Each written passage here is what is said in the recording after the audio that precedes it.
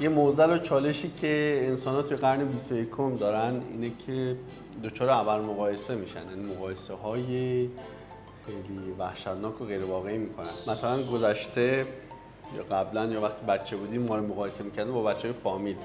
ببین فلانی مثلا نمرش خوب شده، یا ببین فلانی دکتر شده، مهندس شده، اینجوری ما رو مقایسه میکردن. ولی الان با نوجوانا یا بعضا خودمون بخوایم مقایسه میکنیم، مثلا یکی از الگوهامون ایلان ماسک یا استیو جابز یا بیل گیتس یا خواننده‌ای مثل جاستین بیبر یا دوا لیپاست. خب خیلی تفاوت داره با گذشته و اون سطح مقایسه یا معیار و سنجشی که داشتیم.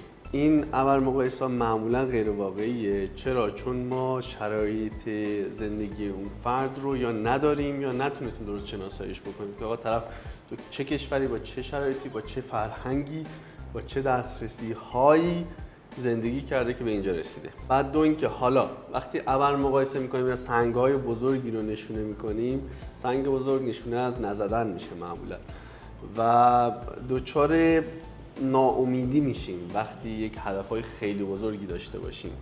به طبع اعتماد به نفسمون هم بر اثر مرور زمان میاد پایین‌تر و هر روز خردتر میشه. یکی از مضرات وجود سوشال مدیا یا دسترسی به اطلاعاته که باعث شده ما اصلا بدانیم که اونجور فردی تو امریکا یا تو اروپا یا توی چین مثلا پولدارترین مرده یا موفق ترینه تو کسب و کار خودش. در کنار این همه فوایدی که اینترنت داره، یه سری مضرات هم داره که باعث میشه دچار ابرمقایسه بشیم.